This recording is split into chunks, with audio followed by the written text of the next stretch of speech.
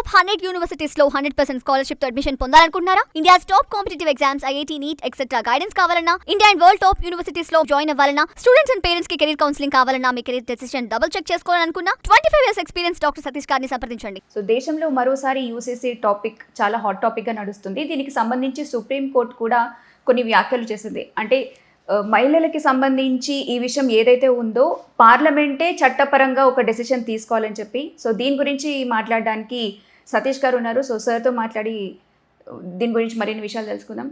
Sir, UCC topic పైన చాలా కాలం నుంచి వస్తుందండి. యాక్చువల్గా బీజేపీ గవర్నమెంట్ వచ్చినప్పుడు కూడా వాళ్ళు ఉన్నటువంటి ఏదైతే మేజర్గా ఎలక్షన్ టైంలో కానీ, లేకపోతే క్యాంపెయిన్లో కానీ, లేకపోతే వాళ్ళు ఇచ్చినటువంటి ప్రామిసెస్లో ఇది కూడా ఒకటి యాక్చువల్గా మిగతా ఎలాగైతే ఉన్నాయో ఇది కూడా ఉన్నాయి. ఇది ఎప్పటి నుంచో వస్తున్నటువంటి డిస్కషన్స్. కాకపోతే మధ్య మధ్యలో వచ్చి ఇలా ఆగిపోతూ ఉంటుంది. మనకి డిస్కస్ చేస్తున్నారు, ఆగిపోతారు. ఎందుకంటే అంటే ఇది అందరికీ ఉంటే మంచిదని అందరికీ ఒప్పుకుంటారు. దీనికి ఇందులో ఒప్పుకోవడం ఏం లేదు. కానీ ఇందులో చాలా పొలిటికల్ ఆస్పెక్ట్స్ లేకపోతే వేరే ఆస్పెక్ట్స్ కూడా ఉంటాయి కాబట్టి రకరకాలుగా ఉన్నారు. కాకపోతే ఏంటంటే ఇప్పుడు గవర్నమెంటే చాలామంది ఏంటంటే ఎవరన్నా ఇలాంటిది ట్రై చేస్తే స్టేట్ గవర్నమెంట్ సుప్రీంకోర్టుకి వెళ్తారని భయపడతారు కదా. సుప్రీంకోర్టే చెప్పింది కాబట్టి ఇది ఒక పాయింట్ కింద తీసుకుని గవర్నమెంట్ ముందుకు వెళ్ళడానికి కొంత దోహదపడుతుంది. అంతే కదండి. ఇప్పుడు మామూలుగా అయితే ఏమంటారు, జనాలందరూ మీదడిపోతారు. మీరు ఏం చెప్పొచ్చు, ఇప్పుడు నరేంద్ర మోడీ గారు సుప్రీంకోర్టు చెప్పింది కదా బాబు, సుప్రీంకోర్టు ఇచ్చిన సజెషన్ మేము తీసుకున్నాం, మేము ముందుకు వెళ్తున్నాం అని చెప్పడానికి ఒక స్టాండ్ తీసుకోవడానికి పొలిటీషియన్స్కి ఇది ఒక అడ్వాంటేజ్ ఉంటుందండి. యాక్చువల్గా ఏంటంటేనండి, మనకి క్రిమినల్ కోడ్ అయితే ఉంటుందో అందరికీ సమానమే భారతదేశంలో. ఆడపిల్లల, మగపిల్లల, లేకపోతే ఆ క్యాస్ట్ ఈ క్యాస్ట్, ఈ మతమా ఆ మతమా, ఈ స్టేట్ ఆ స్టేటే కాదు. కానీ అందరికీ క్రిమినల్ కోడ్ ఏదైతే ఉందో సేమ్ అండ్ లా. ఈ పర్సనల్ మ్యాటర్స్కి సంబంధించినప్పుడు వచ్చేటప్పటికి అప్పట్లో ఈవెన్ మనకి ఇండిపెండెన్స్ వచ్చిన టైంలో కూడా దీని మీద చాలా వ్యాస్ట్ డిస్కషన్స్ జరిగినాయండి. అప్పుడు యాక్చువల్లీ డాక్టర్ బిఆర్ అంబేద్కర్ గారు చాలా గట్టిగా పట్టుబట్టారు. ఇది కంపల్సరీగా మనం పెట్టవలసిందే, మొత్తం ఈ యొక్క సివిల్ కోడ్ పెట్టవలసిందే, లేకపోతే ఇబ్బంది అవుతుందంటే జవహర్లాల్ నెహ్రూ గారు మిగతా ఉన్నటువంటి మెంబర్స్ ఎవరైతే ఉంటారో అది కూడా క్లోజ్డ్ మెంబర్స్ అండి, ఎక్కువ మంది కూడా కాదండి. అది ఎందుకో అపోజ్ చేశారు. అప్పుడు దాన్ని వద్దని చెప్పారు. దానిలో ఏమన్నారంటే లేదు ఇప్పుడే కదా మనకి ఇండిపెండెన్స్ వచ్చినాయి, మళ్ళీ ఇది ఎలాంటిది ఏదైతే రిలీజియస్గా లేదా మతాల పరంగా మళ్ళీ గొడవలు అవుతాయేమో, ఇప్పుడే రకరకాల పీపుల్ ఉన్నాం కదా మనం, ఈ టైంలోనే మళ్ళీ ఇది కూడా పెడితే సివిల్ కోడ్ పెడితే అవుతుంది. కాబట్టి ఇది పట్టుకెళ్ళి డైరెక్టివ్ ప్రిన్సిపల్స్ అని ఉంటాయండి, స్టేట్ ప్రిన్సిపల్స్ అని అందులో వేశారు. అంటే ఏంటంటే గవర్నమెంట్ సజెషన్ చేసినట్టు అంతే. అది అంటే గవర్నమెంట్కి ఫ్యూచర్లో ఇది ఒక గోలు అన్న ఎన్ని పట్టుకెళ్ళి డైరెక్టివ్ ప్రిన్సిపల్స్, స్టేట్ ప్రిన్సిపల్స్లో పడేస్తూ ఉంటారు. ఇది ఫండమెంటల్ రైట్ కాదు యాక్చువల్గా. కాకపోతే ఏంటంటే సబ్సిక్వెంట్ టైంలో దాన్ని సరిచేయమని, ఇప్పుడు రిజర్వేషన్స్ తీసుకున్నా లేకపోతే ఇలాంటివి తీసుకున్నా అప్పుడున్న సిచ్యువేషన్స్ దృష్టిలో పెట్టుకుంటూ వచ్చారండి. ఇవన్నీ కూడా సబ్సిక్వెంట్గా సందర్భానుసారంగా వాటిని తర్వాత చేసుకోవాలనే ఉద్దేశంతో రావడం జరిగింది. అప్పుడు ఏంటంటే మనకి జనరల్గా అంటే డైరెక్ట్ ప్రిన్సిపల్స్ అంటే ఎలా ఉంటాయంటే కంకరెంట్ లిస్ట్ అంటారండి వీటిని. యాక్చువల్గా అంటే స్టేట్ ఆమోదం ఉండాలి, సెంట్రల్ ఆమోదం ఉండాలి.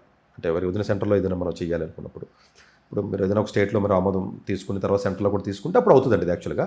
సరే, దీనికి సంబంధించి ఉత్తరాఖండ్లో 2024లో బిల్లు పాస్ చేశారు. అది ఆల్రెడీ ఇంప్లిమెంటేషన్ ఆల్రెడీ జరుగుతుంది. సరే, ఇంకా కొంచెం టైం పడుతుంది. ఇంకా ఏంటి వాట్ ఈస్ ఇంతకుముందు గోవా కూడా ఉందండి. పోర్చుగీసులు నుంచి తీసుకుని గోవా, అది గోవా స్టేట్ కింద కాదు కాబట్టి గోవాలో కూడా ఉంది, నాట్ ఓన్లీ జస్ట్ ఉత్తరాఖండ్. ఇదేంటంటే ఫండమెంటల్స్లోకి మనం వెళ్ళినట్లయితేనండి, ఇండియన్ సినారియోలో మీరు అబ్జర్వ్ చేసినట్లయితే మనకి ప్రతిదీ మతానికి సంబంధించినటువంటివి ఆస్పెక్ట్స్ పర్సనల్ థింగ్స్కి లింక్ అయిపోయి ఉంటాయి. అంతే కదండి. అంటే ఇప్పుడు మినిమం ఏజ్ అంతా పెళ్ళికని అడిగారు అనుకోండి మీరు, ఇంకా అంతే ఒక్కొక్కడు ఒక రకంగా చెప్తారు. అంతే కదా. ఇప్పుడు చూడండి, ఇరాన్లో ఉంది, వాళ్ళు ఎవరో 9 ఏళ్ళకి పెళ్లి చేసుకోవచ్చు అని చెప్పారు వాళ్ళు. అంతే కదండి. ఇరాన్ అదే కదండి. సో అంటే ఏంటి, వాళ్ళ మత ఆచారం ప్రకారం ఈ పర్సనల్లో సంబంధించినటువంటి డిసిషన్ ఇది. ఇప్పుడు అట్లాగే మనకి డిఫరెంట్ మతాల్లో కానీ లేకపోతే వాటిల్లో కానీ మీరు ఏజ్ పర్స్పెక్టివ్లో ఒకటి, లేకపోతే ఆడపిల్లలకు సంబంధించినటువంటి ఏ ఆస్పెక్ట్లైనా, అంటే మనందరం కూడా సమానం అంటాం, సమాన హక్కులు కావాలంటాం, ఆడపిల్లలకు సమానం అందరూ మాట్లాడతారు. కానీ ఇలాంటి చోటకు వచ్చినప్పుడు దీన్ని సపోర్ట్ చేయరు. ఇప్పుడు ఆడపిల్లలు అందరూ సమానం అంటారు. అప్పట్లో ఎన్టీ రామారావు గారు ఆస్తి హక్కు సమానంగా చేశారు. దీన్ని చూసుకుని మిగతా స్టేట్లో కూడా ఇంప్లిమెంట్ చేశారు అనుకోండి స్టేట్స్లో. అంటే ఏంటంటే ఇది ఫుల్ ప్లెడ్జ్డ్గా అందరికీ రావాలి అంటే కొంతమందికి ఏమంటారంటే వీళ్ళ మనోభావాలకు సంబంధించిన ఆస్పెక్ట్స్. ఇప్పుడు నేను యాక్చువల్గా నేను పాడేరు ఆ ఏరియాలో నేను చాలా కాలం ఉన్నాను. నేను విశాఖపట్నం దగ్గర నాకు తెలుసు. నార్త్ ఈస్ట్లో కూడా వర్క్ చేశాను 6-7 years. అంటే మోస్ట్లీ ట్రైబల్ కమ్యూనిటీస్కి సంబంధించిన ఏరియాస్కి దగ్గర నా లైఫ్లో 10 ఏళ్ళు ఉన్నాను నేను.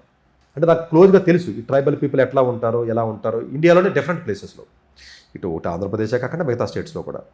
వీళ్ళు ఏంటంటేనండి జనరల్గా వాళ్ళు ఇప్పటికీ కూడా ఈవెన్ టిల్ టుడే మీకు ఏదో తగు వచ్చిందనుకోండి, ఎవడో పెద్దోడు ఉంటాడు చెప్తాడు, అంతే తగు తీరిపోయింది అంతే. అది ఒక డైవర్స్ అయిపోవాలి, విడాకులు తీసుకోవాలా, లేకపోతే పెళ్లి చేసుకోవాలా, లేకపోతే మళ్ళీ ఇవన్నీ కూడా ఏంటంటే వాళ్ళ పర్సనల్ మ్యాటర్స్ కింద, వాళ్ళు మా ట్రెడిషన్స్ కింద మేము ఇలా చేస్తున్నాం అంటారు. అంతే కదండి. అట్లాగే ఇప్పుడు ముస్లిం కొన్ని సుప్రీంకోర్టు జడ్జిమెంట్స్ కూడా దీనికి సంబంధించి కూడా చాలా వెళ్ళినాయండి యాక్చువల్గా. ఇప్పుడు మీకు సుప్రీంకోర్టు జడ్జిమెంట్లో అహ్మద్ ఖాన్ వర్సెస్ బేగం అన్నది 1985లో కూడా మెయింటెనెన్స్ కావాలి, నాకు 60 ఇయర్స్ ఏజ్ ఉంది సంథింగ్, అట్లాగా కోర్టుని ఆశ్రయించడం జరిగితే కోర్టు మెయింటెనెన్స్ ఇవ్వాలని చెప్పింది. ఎందుకంటే మీరు మతాల పరంగా చేసి ఆస్పెక్ట్స్లోకి ఫండమెంటల్ రైట్ని దెబ్బ కొట్టకూడదు అనేది కోర్టు ఆవేదన. ఇప్పుడు మీరు ఇప్పుడు కాదండి, మీకు ఒక ఫండమెంటల్ రైట్ ఉంది, నాకు ఒక ఫండమెంటల్ రైట్ ఉంది. ఈ ఫండమెంటల్ రైట్ని మీరు క్రాస్ చేస్తూ మీరు తీసుకున్న ఈ పర్సనల్ మ్యాటర్స్ లేకపోతే ఈ మీరు ఓన్ మతానికి సంబంధించిన లా దీన్ని ఓవర్కమ్ చేయకూడదు అనేది సుప్రీంకోర్టు ఒపీనియన్. అంతే కదండి, మెయింటెనెన్స్ కావాలి, ఇద్దరు సమానమే, ఫండమెంటల్ రైట్ ప్రకారం సమానమే కదా. ఆ పర్స్పెక్టివ్లో సుప్రీంకోర్టు జడ్జిమెంట్ కూడా ఇవ్వడం జరిగిందండి. ఈవెన్ సర్లా మొఘల్ ఎవరైతే 1995లో ఎవరైతే ఉన్నారో వాళ్ళు వెళ్ళింది ఏంటి, నేను ఇస్లాం మతంలోకి వెళ్ళి రెండో పెళ్లి చేసుకుంటాను, ఫస్ట్ పెళ్ళడానికి నేను డైవర్స్ ఇవ్వను. అప్పుడు కోర్టు ఒప్పుకోలేదు. ఇదేంటి నువ్వు రెండో పెళ్లి చేసుకోవడం గురించి అక్కడ డైవర్స్ అంటే హిందూ మతంలో డైవర్స్ ఇవ్వాలంటే పెద్ద ప్రొసీజర్, కోర్టులకు వెళ్ళాలి, లేదా సంతకాలు పెట్టాలి, ఒక 6 నెలలు టైం ఇస్తారు, ఇదంతా పెద్ద ప్రొసీజర్ కదా. నాకు హిందూ మతం ప్రకారంగా నాకు ఇవ్వడం అవ్వదు కాబట్టి నేను నాకు మతం మార్చేయండి, ఇస్లాం మతం మార్చేస్తే నేను రెండో పెళ్లి చేసుకుంటాను అంటే కోర్టు ఒప్పుకోలేదండి. అట్లాగే ఇలాగే చాలా 2017లో కూడా కొన్ని మ్యారేజ్ యాక్ట్ సంబంధించిన ప్రొటెక్షన్ సంబంధించినటువంటి ఎవరు బాగా ఉన్నవాళ్ళు ఇలా చాలా సుప్రీంకోర్టు జడ్జిమెంట్స్ కూడా చాలా ఫేవరబుల్గా ఇచ్చింది. యాక్చువల్గా ఏంటంటే ట్రిపుల్ తలాక్ ఏదైతే ఉందో అది చాలా వరకు గవర్నమెంట్ దాన్ని మన బీజేపీ గవర్నమెంట్ వచ్చిన తర్వాత తీసేశారు, అది మంచి పరిణామమే. కానీ ఇప్పటికి కూడా వేరే డిఫరెంట్ టైప్ ఆఫ్ తలాక్స్ ఉన్నాయి. మరి చాలామంది తెలియదు అనుకుంటే ఇది క్లోజ్ అయిపోయింది అనుకుంటారేమో, క్లోజ్ ఏం అవ్వలా. మళ్ళీ కాదండి, ఒక 10 రూల్స్ 20 రూల్స్ ఉన్నాయనుకోండి, మీరు ఒక రూల్ని ఏదన్నా ఒక పర్టికులర్ ఆస్పెక్ట్లో బ్రేక్ చేశారనుకోండి, వేరే దాంట్లో ఒక వెసులుబాటు ఉంటుంది, దాన్ని అడ్డం వేస్తారు. చూడండి, లీగల్గా కూడా అంతే కదండి, మీరు ఒక పాయింట్లో చెప్పినప్పుడు కన్విన్సింగ్గా బాగుంది, రూల్ ప్రకారం వాడకూడదు తప్పు, ఇంకో రూల్ ప్రకారం వాడచ్చు అంతే. ఇట్లాంటి లూప్ హోల్స్ ఈ మతాలకు సంబంధించిన వాటిలో ఎక్కువ లూప్ హోల్స్ ఉంటాయి. సరే, లూప్ హోల్స్ అని నేను మళ్ళీ చిన్నతనంగా మాట్లాడటం కాదు, కానీ అంటే ఏంటంటే ఈ విధంగా చేయడం వల్ల ఆడపిల్లలకి ఆస్తి హక్కుకు సంబంధించి కానీ, ఇన్హెరిటెన్స్కి సంబంధించి కానీ, మ్యారేజ్కి సంబంధించి కానీ, డైవర్స్కి సంబంధించినటువంటి ఆస్పెక్ట్స్ ఏవైతే ఉన్నాయో చాలామంది ఆడపిల్లలకి అన్యాయం జరుగుతుందా అన్నమాట వాస్తవం, అందరూ ఒప్పుకుంటున్నారు కూడా. చిత్రం ఏంటంటే ఒప్పుకుంటున్నారో ఇంప్లిమెంటేషన్ ముందుకు రావట్లా. ఒప్పుకుంటారు అంటే ఆడపిల్ల సమానం, మగపిల్ల ఆడపిల్ల సమానమే, ఆస్తులు సమానమే, లేకపోతేనేమో డైవర్స్ అయితే ఆడపిల్లకైనా సిస్టమేటిక్గా అవ్వాలని కోరుకుంటారు తప్ప నేను ఈ మాట చెప్తే తలాక్, ఇది చెప్తే డైవర్స్ అయిపోవాలి, లేకపోతే మనిషి 2 పెళ్ళిళ్ళు చేసుకోవచ్చు, 4 పెళ్ళిళ్ళు చేసుకోవచ్చు, 10 ఏళ్ళకి పెళ్లి చేసుకోవచ్చు, నా ఇష్టం వచ్చిన లివింగ్ రిలేషన్షిప్లో ఉండొచ్చు, నేను లివింగ్ రిలేషన్షిప్ నాకు నచ్చదు కాబట్టి నేను పోతాను అన్నాను అనుకోండి, మరి దీని పరిస్థితి ఏంటి, ఆడి పరిస్థితి ఏంటి? వీటిని దేనికి కూడా నాకు కన్వీనియంట్గా ఉన్న పాయింట్ని తీసుకుని మేల్ డామినేటెడ్ సొసైటీ ఇది బేసికల్గా, ఎవడు ఒప్పుకోకపోయినా. ఈవెన్ మా ఇంట్లో అయినా మేల్ డామినేటెడే, మీ ఇంట్లో మేల్ డామినేటెడ్, ఇది ఒప్పుకోవడం ఏంది అంతే. ఇప్పుడు గట్టిగా నేను 4 మాటలు అన్నారనుకోండి, మా ఇంట్లో ఏమన్నా గట్టిగా అన్నారనుకోండి, కుదరదు అన్నారనుకోండి, పాపం మళ్ళీ కామ్గా ఉంటారు వాళ్ళు. ఇది జనరల్గా అన్ని ఇళ్లలో ఉండేదే, ఇది కొంచెం తగ్గాలి అన్నదే పర్పస్ అండి, లాంగ్ టర్మ్ విజన్. ఇది మంచిది, ఇది కాదని నేను చెప్పను. అంటే సిస్టంలోకి దీన్ని తీసుకొచ్చే, మీరు సిస్టమ్ లోపలిగా తీసుకొచ్చారనుకోండి. ఇప్పుడు ఆస్తి హక్కు చట్టం ఉంది అంటే ఇక్కడ ఎన్టీ రామారావు గారు తెచ్చారు అని మనం ఎంతమంది ఎంత గొప్పగా అనుకున్నప్పటికీ ఇప్పటికీ ఎవడో సగసగం ఇవ్వడం, చాలామంది ఇళ్ళలో ఎవరో కొడుకైతే కొడుకు, కూతురా ఇంక పెళ్లి చేశాం కదా కట్నం ఇచ్చాం కదా, పాప కొంతమంది ఇస్తున్నారని చెప్పేది అందరూ ఇవ్వట్లేదు. కానీ అంటే వెళ్ళి కోర్టుకి వెళ్ళి పోరాడితే పాప చట్ట ప్రకారం వస్తే రావచ్చు తప్ప ఎవరు పోరాడతారంటే పోరాడతారు కదా. బట్ అట్లీస్ట్ ఓకే, కొంత బెటర్ అనుకుందాం. సో దీనికి చట్టరూపం అనేది ఏదైతే ఉంటుందో రాకపోతే, ఇప్పుడు ట్రైబల్ ఏరియాస్లో ఒకటి చెప్తారండి, ఒక ట్రైబ్లో ఒకటి చెప్తారండి. ఇప్పుడు కొంతమంది ఏమో అలవాట్లు అంటే ఫుడ్ కస్టమ్స్ అంటే పెద్ద దానివల్ల నష్టమే జరగల, సరే మీకు ఒక కష్టం ఉంది చేసుకో, వెళ్ళి ఒక పద్ధతి ప్రకారం చేసుకో. కానీ లీగల్ వ్యాలిడిటీ మ్యారేజ్ సర్టిఫికేట్ లేదండి. ఇప్పుడు చాలా చాలా చాలా వాటిల్లో మ్యారేజ్ సర్టిఫికేట్ అక్కర్లా ఉండదు. మ్యారేజ్ సర్టిఫికేట్ రిజిస్ట్రేషన్ మ్యాండేటరీ కాదు మనకి భారతదేశంలో. ఎప్పుడైనా అమెరికా వెళ్ళాలి, ఇంకో చోటకి వెళ్ళాలంటే వాళ్ళు అడుగుతారు తప్ప మ్యారేజ్ సర్టిఫికేట్ నాకైతే లేదనుకుంటాను, నాకు తెలియదు కూడాను. మ్యారేజ్ సర్టిఫికేట్లో ఏమీ లేదు కదా, అంతే మ్యాండేటరీ కింద మనకేమి కాదు కదండి యాక్చువల్గాను. అంటే ఏంటి మ్యారేజ్ సర్టిఫికేట్ మ్యాండేట్. ఇప్పుడు లివ్ ఇన్ రిలేషన్షిప్స్ ఉన్నాయి. ఇప్పుడు ఏమంటారు, ఉత్తరాఖండ్ గవర్నమెంట్ ఏం చెప్తుంది, ఈ సివిల్ కోడ్ యూసీసీ ఇంప్లిమెంటేషన్ చేసినప్పుడు అందులో పెట్టారు ఏమని, లివింగ్ రిలేషన్షిప్ కూడా రిజిస్ట్రేషన్ చేసుకోమని. చేయాలి. చేయకపోతే ఇటు ఇష్టం 10 మందితో లివింగ్ చేస్తాను, 10 మందితో కాపురాలు చేస్తాను, పిల్లలు కానీ రోడ్డు మీద పోతాను నేను. అప్పుడు ఏం చెప్తుంది అది, పిల్లలు కానీ లివింగ్ రిలేషన్షిప్లో పెళ్లి కాకుండా పుట్టినా కూడా లీగల్గా నీకు హక్కు వస్తుందని చెప్పింది. కనీసం భయంతో నాకు తగ్గుతాయి కదా, భయంతో తగ్గుతాయి కదండి. భయం లేకపోతే ఇంకా కుక్క నక్క పందిలా తయారవుతాం మనం కూడా. దానికి ఒక పెళ్ళి ఉండదు కదా, ఇప్పుడు అంతే కదండి, పందులకి కుక్కలకి యానిమల్స్కి బర్డ్స్కి ఒక పెళ్ళి లేదు కదా, మన సొసైటీ కదా, మనం కూడా అలా తయారై స్టేజ్కి వెళ్ళిపోతున్నాం. అవసరం లేదా, ఓకే ఇది కాదు ఇది అది ఈడు కాదు ఈడు ఈ సిస్టమ్ ఇట్లా దిగజారిపోతుంది కదా. దిగజారిపోతున్నప్పుడు ఏదో ఒక బ్రేకప్ ఏదో ఒక బ్రేక్ వెయ్యాలి మీరు. దానికి మతాచారమో లేకపోతే మా సంస్కృతో మా పద్ధతో అని అడ్డేస్తున్నారు అలా. ఏదో ఒకటి చెప్పాలి కదండి, అవతలని కన్విన్స్ చేయాలి కాబట్టి ఏదో ఒకటి చెప్పాలి కాబట్టి మా మతాచారం ఇదని చెప్తున్నారండి. దీనివల్ల ఫైనల్గా ఏమవుతుందంటే ఆడపిల్లలు వాళ్ళ జీవితాలు ఎటు కాకుండా అయిపోతున్నాయి. కాదండి, ఇవన్నీ చాలామంది ఆడపిల్లలు మా దగ్గర కౌన్సిలింగ్ వచ్చి ఉంటారండి. మీరు నమ్మరండి, మొగుడు వదిలేసిన వాళ్ళు పాప చిన్న పిల్లల్ని నానా బాధలు పడి పెంచుకొస్తున్న వాళ్ళు, సింగిల్ మదర్ ఉన్నవాళ్ళు చాలామంది దగ్గర కౌన్సిలింగ్ వస్తున్నారు. మగోడికి ఏముందంటే 60 ఏళ్ళకని పెళ్లి చేసుకుంటాడు, 70 ఏళ్ళకని చేసుకుంటాడు, ఆడవాళ్ళు చేసుకోవడానికి ఉండదు. అలా అంటే ఎందుకంటే ఆడవాళ్ళ మీద సాఫ్ట్ కార్నర్ ఉందని చెప్పి అంటే అన్నారు. కానీ ఆడవాళ్ళు అందరూ మంచివాళ్ళు, మగవాళ్ళు అందరూ మంచివాళ్ళు పక్కన పెడదాం, అది సపరేట్ టాపిక్. అది అంటే ఏమవుతుందంటేనండి జనరల్గానండి, ఇప్పుడు చూడండి 60 ఏళ్ళు వయసు వచ్చిన హీరో కూడా 18 సంవత్సరాలు వచ్చిన పిల్లతో హీరోయిన్తో సినిమా చేస్తాడు. 60 ఏళ్ళు వచ్చిన లేడీతో ఎవడైనా 20 ఏళ్ళు హీరో చేస్తాడా? చేయడు. అమ్మాయిలకి ఆడవాళ్ళకి వయసు ఉన్నంత వరకే ఐడెంటిటీ. మీకు వయసు అయిపోయిన తర్వాత మనిషి క్యాలిక్యులేషన్లోకి రారు. మీరు అనొచ్చు సిటీల్లో వీళ్ళందరూ మనుషులే కదండి, అందరూ ఆడవాళ్ళు బాగానే ఉన్నారు. ఇది 2%, 3%, 5%. సిటీల్లో చదువుకున్న ఆడపిల్లలో ఫిమేల్ డామినేటెడ్ ఫ్యామిలీస్ ఉంటాయి కొన్ని. ఇప్పటికీ ఫిమేల్ డామినేటెడ్ ఫ్యామిలీస్ కానీ, కొంచెం రిచ్ ఫ్యామిలీస్ కానీ, కొంచెం ముందుకెళ్ళినటువంటి వాళ్ళు ఎవరైతే ఉన్నారో వీళ్ళు ఎంతమంది అంటే భారతదేశంలో 5%. చాలామంది ఏమనుకుంటారు తెలుసా, ఆడపిల్లలకి ఏముందో వాళ్ళు ఇష్టం వచ్చినట్టు ఉన్నారు, చాలా భయంకరంగా ఉన్నారు, అలా ఉన్నారు ఇలా ఉన్నారు, లేకపోతేనేమో వాళ్ళు డామినేటెడ్గా ఉన్నారు, లేకపోతేనేమో నలుగురు బాయ్ ఫ్రెండ్స్ ఉన్నారు, ఇలా చేస్తారు అలా చేస్తారు, రకరకాలుగా అంటారు. మేమే చెప్తాం. కానీ కొంచెం లోతుకెళ్ళితే ఈ నెంబర్ ఎంత తెలుసా, 5% ఉండదు. మీకు majority of the people suffer అయ్యేది ఎవరంటే ఈ rural areas, tribal areas, agency ఏరియాలో ఉన్నవారు, చదువు లేనివాళ్ళు, లిటరసీ కూడా ఏం లేదు కదండి మన భారతదేశంలోనూ. ఎవరికి సంతకం పట్టున్నాను 20 కోట్ల మంది ఉన్నారు ఇప్పటికీ భారతదేశంలో. సంతకం రాదు వాళ్ళకే. ఏ రోజుగా రోజు 500 సంపాదించుకుంటే తిండి గడవని 40 కోట్ల మంది ఉన్నారు భారతదేశంలో ఇప్పటికనే. వాళ్ళకి ఎఫెక్ట్ ఇది. ఇప్పుడు సోఫాల్లో కూర్చుని లేకపోతే మళ్ళాగా ఏసీ రూమ్లో కూర్చున్నోడికి ఏం ఎఫెక్ట్ ఏం కాదు. వాళ్ళు లేడీస్ బాగానే ఉన్నారు, వాళ్ళకి ఏం ఇబ్బంది లేకపోవచ్చు. బట్ ఈ లా వచ్చినప్పుడు చాలామంది ముస్లిం కమ్యూనిటీస్లో ఉన్నవాళ్ళు చదివించరు పిల్లల్ని, ఆడపిల్లల్ని చదివించరు. ఎవడికో పెళ్లి చేసేస్తారు 10 ఏళ్ళకని, ఆడు పోయి ఇంకోదారి మళ్ళీ చేసుకుంటారంటాడు. దీని పరిస్థితి ఏంటి? ఈ పిల్ల పరిస్థితి ఏంటి? ఇలాగా పిల్లలతోనే మిగిలిపోయి సింగిల్ పేరెంట్స్ కింద, సింగిల్ మదర్స్ కింద ఉన్నవాడు ఎక్కువైపోతున్నారు. ఇప్పుడు వదిలేసిపోతున్నారు. సరే చదువుకున్న పిల్ల అయ్యి ఉండి కొంచెం జ్ఞానం ఉన్న పిల్ల అంటే పోయి ఉద్యోగం చేసుకుంటే పర్లేదు. అలా ఎంతమంది ఉన్నారండి అసలు భారతదేశంలో? అంతమంది లేరు. మీకు భారతదేశంలో లెక్కలు తీయాలి అంటే మనకి పాష్గా పబ్బుల్లో కనపడేవాళ్ళు, బయట కనపడేవాళ్ళు, లేకపోతే అమ్మాయిలు ఏదో మీడియా ముందు కనపడేవాళ్ళు, ఇట్లాగా రిచ్గా ఉన్నటువంటి వాళ్ళు, ఏదో చిరంజీవి ఇంట్లో ఉన్న ఆడపిల్లలు ఎలా ఉన్నారో, లేకపోతే అల్లు అర్జున్ పిల్లలు ఎలా ఉంది, లేకపోతే మహేష్ బాబు ఇంట్లో వాళ్ళు లేడీస్ ఎలా ఉన్నారో, వీళ్ళని చూసి ఆడవాళ్ళందరూ ఎలా ఉంటారు అనుకుంటారేమో. ఐశ్వర్య రాయ్ చూసి ఇలా ఉండరు. చాలామంది భయంకరమైన పరిస్థితిలో ఉంటారన్న. ఈ భయంకరమైన పరిస్థితిలో ఉన్న వాళ్ళు బయటికి రావాలి అంటే వీళ్ళకి ఎంతో కొంత హక్కు ఇవ్వకపోతే మతం ఏదైనా ఉండే మీకు ఈ సొసైటీ ఇంకా భయంకరమైన పరిస్థితికి వెళ్ళిపోతుంది డెఫినెట్గా. ఇంకా ఆడపిల్లని చిన్న చూపే చూస్తారు. వీళ్ళందరూ ఓన్లీ పొలిటికల్గా మాట్లాడతారు అంతే. ఇప్పుడు కడదండి, ఇప్పుడు ట్రైబల్ కమ్యూనిటీ ఉందండి. యాక్చువల్గా ఉత్తరాఖండ్లో మీకు ఇచ్చినటువంటి లా ఏదైతే ఉందో ట్రైబల్ కమ్యూనిటీని మినహాయింపు ఇచ్చారు, ట్రైబల్ బేసిస్ మీద పెట్టారు. అంటే ఏంటి, ట్రైబల్ కమ్యూనిటీకి వాళ్ళు ఓన్ అంటే ఏమంటారంటే ఈ భారతదేశానికి ట్రెడిషన్స్ ఉన్నాయి కదా, కొన్ని కస్టమ్స్ ఉన్నాయి కదా, భిన్నత్వంలో ఏకత్వం కదా, ఇవన్నీ ఉన్నాయి కాబట్టి ఇవన్నీ ఉండాలి, అన్నింటినీ ఒకే రూల్ ఎలా పెడతారనేది ఒక వాదన. నేనేమంటానంటే మ్యారేజ్ యాక్ట్ ఉంది, హిందూ మ్యారేజ్ యాక్ట్, లేదా ఇంకో marriage act, Christian marriage act, పరిసీస్ వాళ్ళదో లేదా జైన్ వాళ్ళదో ఇంకొకళ్ళదో ఎవరిదో నాట్ లెట్ ఇట్ బి.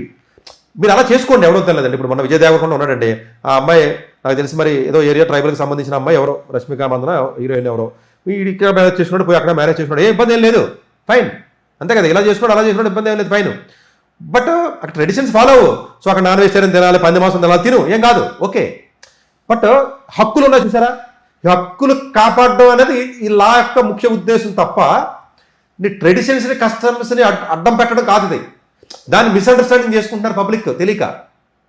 నువ్వు ఎలాగా ఉంటావో నువ్వు అలాగ ఉండవా, ఇబ్బంది ఏమీ లేదు.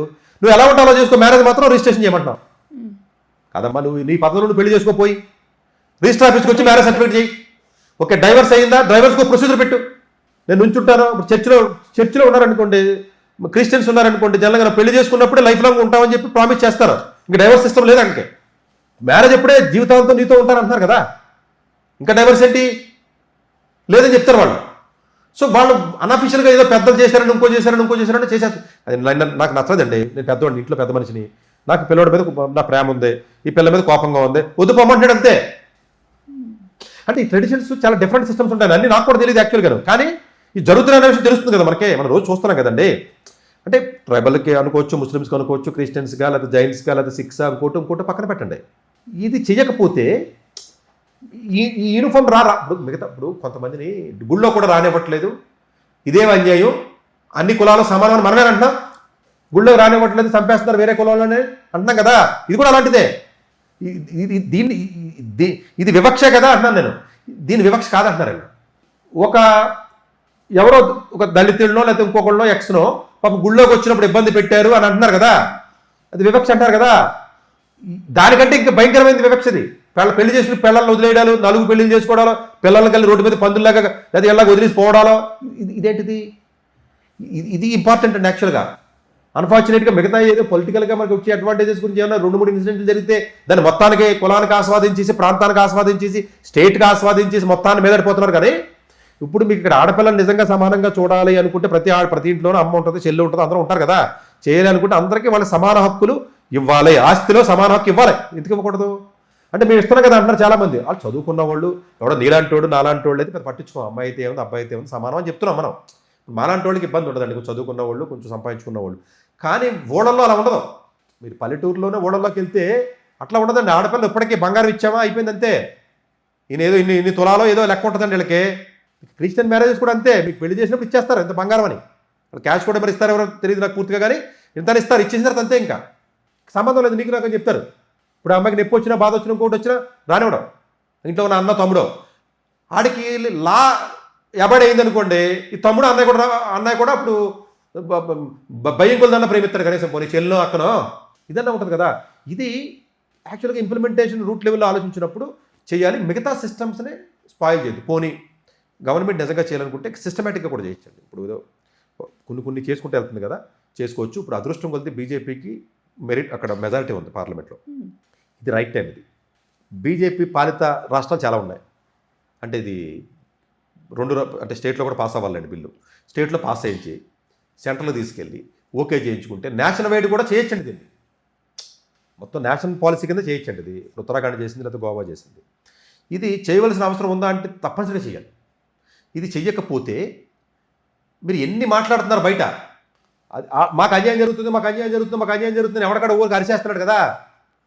అన్యాయం జరిగింది మీకు కాదురా, మీరు ఓన్లీ పొలిటికల్గా ఇది అడ్వాంటేజ్ గురించి వాగుతూ మాట్లాడుతున్నారు అంతే కదండి. ఇప్పుడు తిన్నవాడు తినేస్తున్నాడండి, వాడు మిగతా వాళ్ళని రెచ్చగొట్టి అన్యాయం అని చెప్పి ఒడిపైకి వచ్చి గొడవలు చేస్తున్నారు అంతే. వాళ్ళు మా దాంట్లో ఉన్నారని చాలామంది ఆఫీసర్స్ మంచిగా యూజ్ చేసుకుని గవర్నమెంట్ పాలసీలో రిజర్వేషన్స్ యూజ్ చేసుకుని పెద్ద ఆఫీసర్లు అయ్యారు.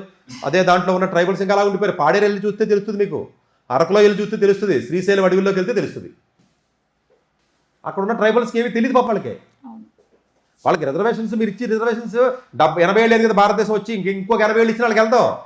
మీరే అడుగు చెప్తున్నారు కదా ఇక్కడ కూర్చుని కదండి. ఎంపీ కొడుకు ఎంపీ అవుతాడు, ఐఏఎస్ అవుతాడు కదా, మీరే అడుగు చెప్తున్నారు కదా, వాళ్ళకి ఎలాగ వెళ్దాం. కనీసం ఇలా అన్న ఇస్తే కనీసం బాగుపడతారు. మిగతా ఎలాగ వెళ్ళవరండి. మిగతా ఎవడో కూడా 2% ఆఫ్ ది పీపుల్ అనుభవిస్తారండి. నాకు తెలిసండి చాలామంది ఆఫీసులు ఐఏఎస్ ఐపీఎస్ అయ్యారు. అసలు నా ఫ్రెండ్స్ చాలామంది ఉన్నారు. వాడు కొడుకు వాడు మనవడే. అసలు మూడోవాడు రానివ్వరు. మూడోవాడు రెచ్చగొడతారు దెబ్బలాట పెట్టమని. వాళ్ళు ఏం చేస్తాడు అడవిలో ఉండి పాపం. నార్త్ ఈస్ట్లోడికి ఏం తెలిసాడికి, నాగాలాండ్లో ఉన్న మణిపూరోడికి పాపం ఏం తెలియదండి వాళ్ళకి. సివిల్ సర్వీస్ మన 800 మంది 950 మంది సెలెక్ట్ అయ్యారా. నార్త్ ఈస్ట్ 7 స్టేట్లు కదా, పాపులేషన్ మొత్తం మీద 5% ఉంది కదా. 5% పోస్టులు ఎస్టీ రిజర్వేషన్లో సెలెక్ట్ అయ్యారు కదా చాలామంది. 7.5% సెలెక్ట్ అయ్యారు కదండి. 7.5%లో ఉన్నటువంటి ఈ పర్సన్స్ ఎవరైతే 75 మంది ఎవరైతే ఉన్నారో అందులో ఎవరున్నాడు నార్త్ ఈస్ట్లో ఉన్నటువంటి ఎస్టీ కమ్యూనిటీ ఎవరున్నాడో ఎవరు లేడు. ఇది రియాలిటీ. ఇది అనవసరమైందని మనం మాట్లాడుతున్నాం. మీరు మాట్లాడవలసింది ఆ గిరిజన ప్రాంతాల్లోనూ ఆ తెగల్లోనూ లేకపోతే మిగతా వాటిల్లో ఉన్నటువంటి ఈ అసమానతలు ఏవైతే ఉన్నాయో ముందు కొంపలో ఉన్న అసమానతలు తొలగించి సావాలి మనం. ఫస్ట్ ఒక్కొక్కడు 4 పెళ్ళిళ్ళు చేసుకుంటాను, ఏంటిది 4 పెళ్ళిళ్ళు చేసుకుంటాను, పిల్లల్ని వదిలేస్తాను, పిల్లలకన్నా వదిలేస్తాను. ఇది రాకపోతే ఇప్పుడు నేను ఒకళ్ళని ఎవరిని తప్పనో వాళ్ళ మతాన్ని గౌరవించకపోవడం కాదండి. ఒక మనిషికి అన్యాయం జరుగుతుంది, ఆడవాళ్ళకి అంతే, ఇంకా వేరే పాయింట్ లేదు నాకైతే. నాకు రూల్ ఏముందా, ఎవడికడితే ఎవడికాడే పెట్టుకున్నా రూల్స్ ఇవన్నీ. రూల్ ఆడికాడే పెట్టుకున్నాడండి, ఎవడికాడే రూల్ పెట్టుకున్నాడు. నాకు కావాల్సినట్టుగా నేను రాజ్యాంగం రాశాను, ఎవరికి కావాల్సినట్టుగా ఆడు వేదాలు రాసుకున్నాడు, ఇంకొకటి కావాల్సినట్టు ఇంకొకటి ఎవరికి తగ్గట్టుగా వాళ్ళు రాసుకుని ముందుకు వచ్చామండి. మనం అంతే, మనుషులు కదా, సొసైటీ కదా, మనకి మన రూల్ ఫ్రేమ్ చేసుకున్నాం సొసైటీ కాబట్టి చేసుకున్నాం. బట్ ఫైనల్గా ఆడపిల్లలకు అన్యాయం జరుగుతున్నమాట ఎక్కువగా ఇల్లిటరేట్ పీపుల్కి, చదువు రాని వాళ్ళకి, రూరల్ ఏరియాస్లో ఉన్న వాళ్ళకి, ట్రైబల్ కమ్యూనిటీస్కి, మారుమూల ప్రాంతాల్లో ఉన్న వాళ్ళకి, ముఖ్యంగా ముస్లిమ్స్ కమ్యూనిటీస్లో ఉన్నటువంటి ఆడపిల్లలకి అన్యాయం జరుగుతుంది. ఇందులో డౌట్ లేదు. నా దగ్గర కౌన్సిలింగ్ వచ్చిన వాళ్ళు సింగిల్ మదర్స్ బోల్డ్ మంది చూశాను. వాళ్ళ ఏడుపు ఒకటే తక్కువ. కోర్టుకి వెళ్ళమంటాడండి. ఎవడండి డబ్బులు ఇస్తాడండి? కోర్టుకి వెళ్ళి తెచ్చుకోమంటారు, భరణమో లేకపోతే మెయింటెనెన్సో. ఎవరో మిగతా వాడు కమ్యూనిటీ వదిలేస్తున్నారు, పిల్లల్ని వదిలేస్తున్నారు. అన్ఫార్చునేట్గా పిల్లలు మదర్తో వెళ్తారు. ఎవరైనా ఫాదర్తో వెళ్తాను చూసారా మీరు? అన్ని మదర్తోనే కదా వెళ్తారు. మళ్ళీ మదర్ కదా పాపం బర్డెన్ కాదు అనకూడదులేండి. పాపం ఆవిడ పాపం వాళ్ళకి ప్రేమ ఉంటుంది కాబట్టి పిల్లల్ని పట్టుకెళ్తారు, ఉంటారు, పెట్టుకుని ఇదేమి ఉండదు కదా. సో ఇవన్నీ అంటే రివర్స్ జరగట్లేదని నా మీద పడిపోతారు. ఇప్పుడు చాలామంది అబ్బాయిలు ఇబ్బంది పడిపోతున్నారు, అమ్మాయిలు టార్చర్ చేస్తున్నారు, అమ్మాయిల వల్ల అబ్బాయిలు చాలామంది ఇబ్బంది పడుతున్నారంటే చదువుకున్న వాళ్ళలో ఓ 5% 10% ఉన్నమాట వాస్తవం అండి. చాలామంది అబ్బాయిలు కూడా ఇబ్బంది పడుతున్నారు అమ్మాయిల వల్ల. కానీ నేను లో లెవెల్ గురించి మాట్లాడుతున్నానండి. దయచేసి నేను 2 లేయర్స్ చేస్తున్నాను. ఈ టాప్లో ఉన్న సిటీలో ఉన్న నీలాంటి వాడు నాలాంటి వాడు గురించి చెప్పట్లే. అందులో అమ్మాయిల కంటే అబ్బాయిలు సఫర్ అయిన వాళ్ళు ఎక్కువ ఉండొచ్చు, అబ్బాయిలు సఫర్ అవుతారు. నేను ఆ పాయింట్లోకి వెళ్ళట్లేదు. నేను లోయర్ లెవెల్ చూసారా?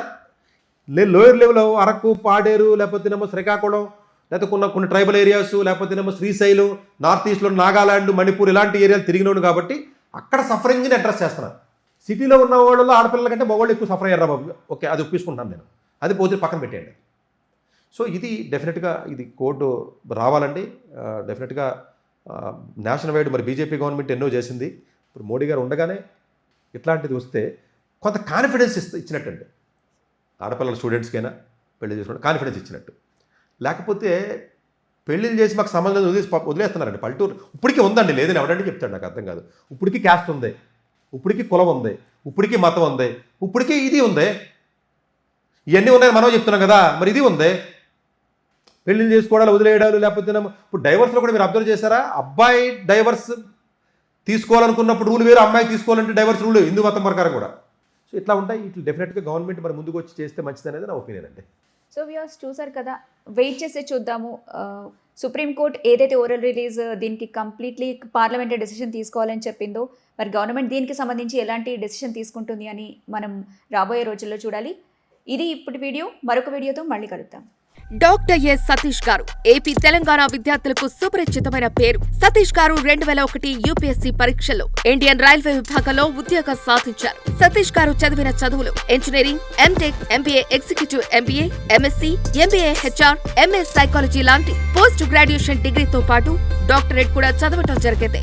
సతీష్ గారు నిరంతర విద్యార్థి. అలాగే సతీష్ గారు పలు ప్రతిష్టాత్మక కాంపిటేటివ్ పరీక్షలో యూపీఎస్సీ నిర్వహించే సివిల్ సర్వీస్ పరీక్షలో 179వ ర్యాంక్, అలాగే ఇంజనీరింగ్ సర్వీస్ లో 24వ ర్యాంక్, గేట్ ఎగ్జామ్ లో 4వ ర్యాంక్, క్యాట్ ఎగ్జామ్ లో 99.8%, జిమాట్ 76 స్కోర్, ఇలా పలు కాంపిటేటివ్ ఎగ్జామ్స్ లో మొదటి ప్రయత్నంలోనే ఎన్నో ర్యాంకులు సాధించారు. ఎన్ని క్వాలిఫికేషన్ డిఫరెంట్ పరీక్షలు ర్యాంకులు సాధించిన వ్యక్తులు మన ఇండియాలో చాలా అరుదనే చెప్పాలి. ఇలాంటి అకాడమిక్ లో పరంగా, కాంపిటేటివ్ పరంగా ఎన్ని ర్యాంకులు సాధించడంతో పాటుగా గవర్నమెంట్ ఉద్యోగం చేస్తూ పలు అవార్డులు తీసుకున్నారు. సతీష్ గారికి జోనల్ లెవెల్లో general manager award, all India లెవెల్లో నేషనల్ లైఫ్ టైమ్ అచీవ్మెంట్ గుర్తింపు దక్కాయి. అక్రిసియేషన్ of president lifetime Sevashri award Andhra Pradesh మంత్రి నుంచి అందుకున్నారు. వీటితో పాటు పలు రకాల అవార్డులను అందుకున్నారు. ఎన్నో ప్రతిష్టాత్మక ఆర్గనైజర్స్ పర్మనెంట్ మెంబర్ గా ఉన్నారు. కష్టపడి పైకి వచ్చిన వ్యక్తి కావటం వల్ల గత 20 సంవత్సరాల నుంచి ఎంతో మంది చిన్నపిల్లల దగ్గర నుంచి 5, 6 తరగతుల విద్యార్థుల నుంచి పెద్ద పీజీ, పీహెచ్డీ కాలేజీలకు వెళుతూ విద్యార్థులకు అవగాహన కల్పిస్తుంటారు. ప్రతి విషయంపైన డాక్టర్ సతీష్ గారు స్పష్టమైన అవగాహన కలిగి ఉన్నారు. డాక్టర్ సతీష్ బలంగా నమ్మే సూత్రం ఏంటంటే అవేర్నెస్ ఈజ్ ఎవ్రీథింగ్. మనిషికి అవేర్నెస్ ఉంటే ఏదైనా సాధించగలరు.